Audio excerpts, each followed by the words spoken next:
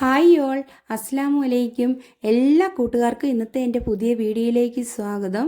തലേദിവസം ബാക്കി വന്ന ചോറും നമ്മുടെ കയ്യിലുള്ള കുറച്ച് തേങ്ങയും വെച്ചിട്ട് ഉണ്ടാക്കാൻ പറ്റുന്ന അടിപൊളി ഒരു നെയ്പ്പത്തലിൻ്റെ റെസിപ്പിയാണ് ഇത്. തലേദിവസം ബാക്കി വരുന്ന ചോറൊക്കെ ഫ്രിഡ്ജിൽ വെച്ചിട്ടുണ്ടെങ്കിൽ ഒന്ന് ചൂടാക്കി എടുത്താൽ മാത്രം മതി. അതിൻ്റെ കൂടെ തേങ്ങയും ചേർത്തിട്ട് എങ്ങനെയാണ് ഈ പത്തൽ ഉണ്ടാക്കുന്നതെന്ന് നോക്കാവേ. സാധാരണ നെയ്പ്പത്തലൊക്കെ ഉണ്ടാക്കാൻ മാവ് വാട്ടുന്ന ആ സമയം കൊണ്ട് തന്നെ നമുക്ക് ഇതുണ്ടാക്കിയെടുക്കാൻ വളരെ ഈസിയാട്ടോ. ഇതിന് വേണ്ടിയിട്ട് നമ്മുടെ മെയിൻ ചേരുവയായ ചോറ് ഞാൻ എടുത്തു വെച്ചിട്ടുണ്ട്. ഇത് ബാക്കി വന്ന ചോറ് ചൂടാക്കി എടുത്തിരിക്കുന്ന അതൊരു കപ്പ് നിറച്ചെടുത്തിട്ടുണ്ട് കേട്ടോ. ഇനി റവയാണ് എടുത്തിരിക്കുന്നത്, അതും ഒരു കപ്പ് എടുത്തിട്ടുണ്ട്. നമുക്കൊരു ബ്രേക്ക്ഫാസ്റ്റിനൊക്കെ ആകുമ്പോഴത്തേക്ക് എല്ലാവർക്കും കഴിക്കാനുള്ള വേണ്ടേ, ആ ക്വാണ്ടിറ്റി കണക്ക് കൂട്ടിയാണ് ഞാൻ എടുത്തിരിക്കുന്നത്. ഇത് ആദ്യം ഒരു ബൗളിലേക്ക് ഇട്ട് കൊടുക്കാം. അത് കഴിഞ്ഞിട്ട് എടുത്തു വച്ചിരിക്കുന്ന ചോറ് വേഗത്തിൽ ഉണ്ടാക്കാം കേട്ടോ. ഇത് ഒരുപാട് ചേരുവകളൊന്നുമില്ല, നമുക്ക് സിമ്പിളായിട്ട് ഉണ്ടാക്കിയെടുക്കാനുള്ള ഒരു നെയ്പ്പത്തലാണ്. ഇത് ഉണ്ടാക്കാൻ വേണ്ടിയിട്ട് ഞാൻ എടുത്തിരിക്കുന്ന വറുക്കാത്ത റവയാണ്. വറുക്കാത്ത റവയാണെങ്കിൽ ഉണ്ടല്ലോ നമുക്ക് വേഗം മിക്സായി കിട്ടും, അതിന് വേണ്ടിയിട്ട് അങ്ങനെ എടുക്കുന്നത്. ഇനി നമ്മുടെ ചോറും ഇതിലേക്ക് ചേർക്കാം. എടുക്കുമ്പോൾ പ്രത്യേകം ശ്രദ്ധിക്കേണ്ട, എല്ലാം സെയിം അളവിൽ വേണം എടുക്കാൻ. ഇനി നമ്മൾ തേങ്ങ ചേർത്ത് കൊടുക്കണം. അതിന് വേണ്ടിയിട്ട് ഇതേ അളവിൽ തന്നെ ഒരു മുറി തേങ്ങ ചിരണ്ടി എടുത്തിട്ടുണ്ട്, അതും കൂടെ ഇതിലേക്ക് ചേർക്കാം. നമ്മൾ വെള്ളം ചേർക്കുന്നേ ഇല്ല കേട്ടോ, വെള്ളത്തിൻ്റെ ആവശ്യമേ ഇല്ല. ഈ ചോറിൻ്റെയും തേങ്ങയുടെയും ഒക്കെ വെള്ളം മാത്രം മതി നമുക്കിതൊന്ന് മിക്സ് ചെയ്തെടുക്കാൻ വേണ്ടിയിട്ട്. ഇതിന് ചേർക്കാൻ വേണ്ടിയിട്ട് ചെറിയ ഉള്ളി പൊളിച്ച് കുറച്ച് മാറ്റി വെച്ചിട്ടുണ്ടായിരുന്നു. അതൊക്കെ പ്രത്യേകം നെയ്പ്പത്തലിന് ടേസ്റ്റ് കൊടുക്കുന്ന ചെറിയ ഉള്ളിയേ എടുക്കാവുള്ളൂ കേട്ടോ. സവോളയ്ക്ക് അത്രയും ടേസ്റ്റ് ഉണ്ടാവില്ലേ. ഇനി ഒരു 10 ചുളയോളം എടുത്തിട്ടുണ്ട്, അതും ഇതിലേക്ക് ചേർക്കാം. പിന്നെ ചെറിയ ജീരകം, അതും ഒരു സ്പൂൺ ചേർത്ത് കൊടുക്കുന്നുണ്ട്. പിന്നെ നമുക്ക് വേണ്ടിയത് പാകത്തിന് ഉപ്പ. ഇത്രയും ചേർത്ത് കഴിഞ്ഞ് ഇത് നല്ലോണം നമുക്ക് മിക്സ് ചെയ്യാവേ. മിക്സ് ചെയ്ത് എല്ലായിടത്തും പിടിച്ചെടുത്തതിന് ശേഷം വേണം ഇത് അരച്ചെടുക്കാൻ. അരച്ചെടുക്കുമ്പോഴത്തേക്ക് ഈ തേങ്ങയുടെയും അതുപോലെ ചോറിൻ്റെ എല്ലാം വെള്ളമുണ്ടല്ലോ, അതേ തന്നെ നമ്മൾ കുഴഞ്ഞ് കിട്ടും മാവ്. നല്ല ഹെൽത്തി ആയിട്ടുള്ള റെസിപ്പി ആയത്, നമ്മൾ ആവശ്യമില്ലാത്ത ഒരു സാധനവും ഇതിൽ ചേർക്കുന്നില്ല. ഇപ്പം നല്ല മിക്സ് ആക്കിയിട്ടുണ്ട്. ഇനി ഒരു മിക്സിയുടെ ജാറിലിട്ടിട്ട് നല്ല അരച്ചെടുക്കണം. ഒരുപാട് അരഞ്ഞു പോകരുത്, ഒന്ന് ക്രഷ് ചെയ്തെടുത്താലും മതി. ആ കുഴഞ്ഞ പാകത്തിൽ നമുക്ക് കിട്ടണേ. അതിന് വേണ്ടിയിട്ട് കുറേശ്ശെ ഇട്ട് അരച്ചെടുക്കണം. ഒന്നിച്ചിട്ട് ചിലപ്പോൾ അരഞ്ഞു കിട്ടുകയില്ല, വെള്ളം ചേർക്കുന്നില്ലല്ലോ. അതുകൊണ്ട് എണ്ണയും തേങ്ങയും അതുപോലെ തന്നെ റവയും എല്ലാം നല്ലോണം ഇളക്കിയെടുത്താൽ മാത്രമേ ഉള്ളൂ നമുക്ക് അരച്ചെടുക്കാൻ എളുപ്പമാവുള്ളേ. കാരണം വെള്ളം ചേർക്കാത്തതുകൊണ്ട് പ്രത്യേകം ശ്രദ്ധിക്കണം. പിന്നെ കുറച്ചിട്ടേ അരച്ചെടുക്കാവുള്ളൂ. ഇടയ്ക്കൊരു സ്പൂൺ കൊണ്ടൊന്ന് ജസ്റ്റ് ഇളക്കി കൊടുക്കണം. ഇളക്കി കൊടുക്കുവാണെങ്കിൽ പെട്ടെന്ന് നമുക്ക് ക്രഷായി കിട്ടും. ജാമായി മിക്സി നിൽക്കാതെ തന്നെ ഇത് ചെയ്തെടുക്കണേ. നല്ല ടേസ്റ്റിയുള്ളൊരു പത്തിരിയാണ്. ഞാനിപ്പോൾ മാവെല്ലാം റെഡിയാക്കി എടുത്തിട്ടുണ്ട്. നമ്മുടെ കയ്യിലൊന്നും ഒട്ടാത്ത പാകത്തിനാണ് കിട്ടിയിരിക്കുന്നത്. ഇനി ഈ സമയത്ത് വേണേൽ കുറച്ച് നെയ്യ് ചേർത്ത് കൊടുക്കാം. നെയ്പ്പത്തലല്ലേ ഉണ്ടാക്കുന്നത്, അപ്പം നെയ്യ് ചേർക്കാം, അല്ലെങ്കിൽ എണ്ണ ചേർത്താലും മതിയേ. ഞാൻ കുറച്ച് നെയ്യ് ചേർത്ത് കൊടുക്കുന്നുണ്ട്. എന്നിട്ട് നല്ല ഇളക്കിയാൽ മതി, കയ്യിലൊന്നും പിന്നെ ഒട്ടിപ്പിടിക്കത്തില്ലേ. നെയ്യ് ചേർത്തതിന് ശേഷം ഒന്നുകൂടി നല്ല ഞാൻ ഇളക്കി മിക്സാക്കി എടുത്തിട്ടുണ്ട്. ഇനി ഒട്ടും കയ്യിലൊന്നും ഒട്ടിപ്പിടിക്കത്തില്ല കേട്ടോ. ഈ സമയത്ത് കുറച്ച് വൈറ്റ് എള്ളും കൂടി ചേർത്ത് കൊടുക്കുന്നുണ്ട്. ഓപ്ഷനല്ല, നിങ്ങൾക്ക് വേണമെങ്കിൽ ചേർത്താൽ മതിയേ. അതും ചേർത്ത് നല്ലോണം ഞാൻ മിക്സ് ചെയ്ത് വെച്ചിട്ടുണ്ട് കുഴച്ച്. ഇപ്പം അരിപ്പൊടി കൊണ്ട് മാവ് കുഴയ്ക്കുന്ന പോലെ തന്നെ നമുക്ക് തോന്നത്തുള്ളൂ. പക്ഷേ ഇങ്ങനെ ഒരു പ്രാവശ്യം ഉണ്ടാക്കി നോക്കണം, എന്നിട്ട് നിങ്ങളുടെ ഫീഡ്ബാക്കൊക്കെ അറിയിക്കണം കേട്ടോ.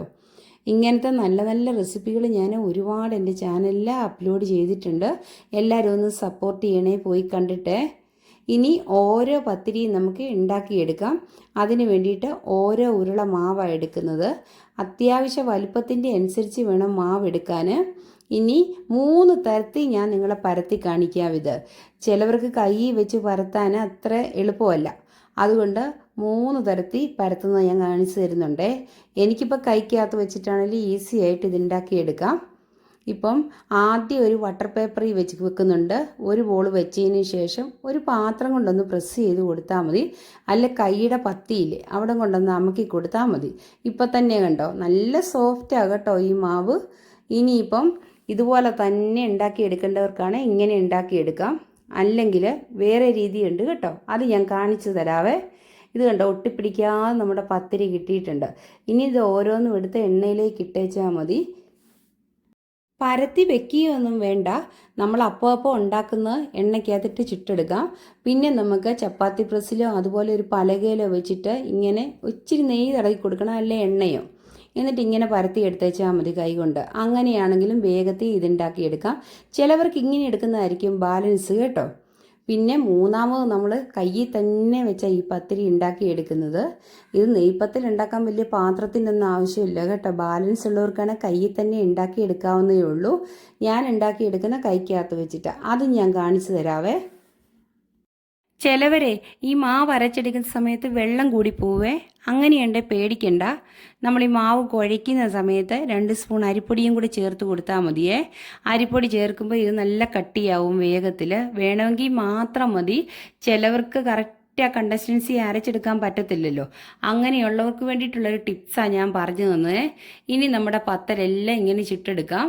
അത് കൈ വെച്ചുള്ളതും കൂടി ഞാൻ കാണിച്ചു തരുന്നുണ്ട് കേട്ടോ. കൈ വെച്ചുണ്ടാക്കാൻ വളരെ ഈസിയാണ്. നമുക്ക് വേഗത്തിൽ എണ്ണയിലേക്ക് ഇട്ടും കൊടുക്കാം. ഇതാകുമ്പോഴത്തേക്ക് കുറച്ച് മെനക്കേടാ, എന്നാൽ ചിലവർക്കൊക്കെ ഇതായിരിക്കും എളുപ്പം. ഞാൻ കൈ വെച്ചാട്ടോ ഉണ്ടാക്കുന്നത്. എനിക്ക് പരത്താൻ കൈ വെച്ച് ഈസിയാണ്. ഇനി ഈ പത്തിരി കഴിക്കാനില്ലേ, മീൻകറിയുടെ കൂടെയാണെങ്കിൽ നല്ല കോമ്പിനേഷനാണ്.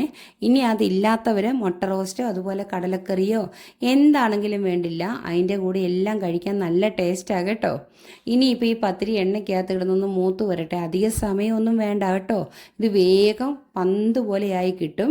നമ്മളൊന്ന് ജസ്റ്റ് പ്രസ് ചെയ്ത് കൊടുക്കണം കേട്ടോ. അത് മാത്രമേ ഉള്ളൂ.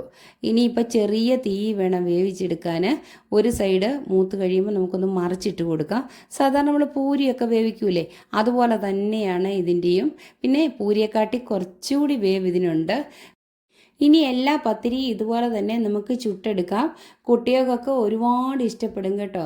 അവർ സ്കൂൾ വിട്ട് വരുന്ന സമയത്തൊക്കെ ആണെങ്കിലും കൊടുക്കാൻ പറ്റിയ നല്ലൊരു ഈവനിങ് സ്നാക്കായിട്ട് നമുക്കിത് ഉപയോഗിക്കാം. ഇനിയിപ്പം തലേദിവസം മാവ് കുഴച്ച് വെച്ചാലും ഫ്രിഡ്ജിൽ വെച്ചാൽ മതി. അടച്ച് ഒരു കണ്ടെയ്നറിൽ ഇട്ട് അടച്ച് വെക്കുവാണെങ്കിൽ ആവശ്യത്തിനെടുത്ത് മാത്രം ഉണ്ടാക്കിയാൽ മതി. മാവ് അഴുക്കായി പോകത്തുമില്ല, ഡ്രൈ ആയി പോകത്തുമില്ലേ. ഇനി ബാക്കിയുള്ള പത്തിരി ഞാൻ ഇതുപോലെ തന്നെ ചുട്ടെടുക്കുന്നുണ്ട്. എല്ലാ കൂട്ടുകാരും ഇതൊന്ന് ട്രൈ ചെയ്ത് നോക്കണം. എന്നിട്ട് നിങ്ങളുടെ അഭിപ്രായങ്ങളൊക്കെ അറിയിക്കണം കേട്ടോ. അതുപോലെ കൂട്ടുകാരൊക്കെ എൻ്റെ ചാനൽ ആദ്യമായിട്ട് കാണുന്നവരാണ്, ഒന്ന് സബ്സ്ക്രൈബ് ചെയ്തേക്കണേ. പിന്നെ അതിനടുത്തുള്ള ആ കുഞ്ഞ് ബെല്ലൈക്കൺ ഉണ്ടല്ലോ, അതൊന്ന് എനേബിൾ ആക്കിയാൽ ഞാനിടുന്ന എല്ലാ വീഡിയോയുടെയും നോട്ടിഫിക്കേഷൻ നിങ്ങൾക്ക് ലഭിക്കുവേ. അതുപോലെ ഫ്രണ്ട്സിനൊക്കെ ഷെയർ ചെയ്ത് കൊടുക്കണം. ഇതുപോലത്തെ നല്ല നല്ല ഒരുപാട് റെസിപ്പികൾ ഞാൻ എൻ്റെ ചാനലിടുന്നുണ്ട്. അതെല്ലാം ഒന്ന് പോയി കാണണം കേട്ടോ. ഇനി ബാക്കിയുള്ളതും ഇതുപോലെ തന്നെ ചുട്ടെടുക്കുന്നുണ്ട്. ഇങ്ങനെയല്ലാതെ തന്നെ നെയ്പത്തൽ വേറെ രീതിയിൽ ഉണ്ടാക്കാം. അത് നമ്മൾ അരി വെച്ചുണ്ടാക്കാം വാട്ടിക്കുഴച്ചിട്ട്. പക്ഷേ ഇതത്രയും പാടൊന്നുമില്ല. ആ സമയം കൊണ്ട് നമുക്ക് ഇങ്ങനെയാണ് ഉണ്ടാക്കിയെടുക്കാം. ഇത് അതിനെക്കാട്ടി ടേസ്റ്റ് ഉണ്ടെന്നാണ് തോന്നുന്നത് കേട്ടോ, കഴിച്ച് നോക്കിയിട്ട് എനിക്ക് തോന്നുന്നത്. ഇനിയിപ്പം എല്ലാവരും ഇതുപോലെയൊക്കെ ഉണ്ടാക്കി നോക്കണേ. രാവിലെ എല്ലാ വീട്ടമ്മമാർക്കുള്ള ടെൻഷനാണ് ഇന്നത്തെ ബ്രേക്ക്ഫാസ്റ്റ് എന്തുണ്ടാക്കുമെന്ന്. പക്ഷേ നമുക്ക് വളരെ വേഗത്തിൽ ഉണ്ടാക്കിയെടുക്കാൻ പറ്റിയൊരു നെയ്പ്പത്തല. ഇത് വാട്ടിക്കുഴയ്ക്കുകയൊന്നും വേണ്ടല്ലോ, അതുകൊണ്ട് സ്പീഡിൽ ഉണ്ടാക്കാം. എല്ലാവരും ഇതുപോലെയൊക്കെ ഒന്ന് ട്രൈ ചെയ്ത് നോക്കുക. അതുപോലെ തന്നെ ഒരു ബൗളിനകത്ത് സമാസമം സാധനം എടുത്താൽ മതി. വീട്ടിലൊരു 5 പേരുണ്ടെങ്കിൽ സുഖമായിട്ട് എല്ലാവർക്കും കഴിക്കാനുള്ള പത്തിരി ഉണ്ടാക്കിയെടുക്കാം. ഒരു 5 പേരുടെ എത്ര ക്വാണ്ടിറ്റി അളവ് വേണോ അത് കണക്ക് കൂട്ടി മാത്രം നമ്മൾ ചോറും തേങ്ങയും അതുപോലെ തന്നെ റവയും എടുത്തേച്ചാൽ മതി. ഇതിപ്പോൾ എല്ലാവരും കഴിച്ചതിന് ശേഷം മിച്ചം വന്നിരിക്കുന്ന പത്തിരിയാണ് കേട്ടോ.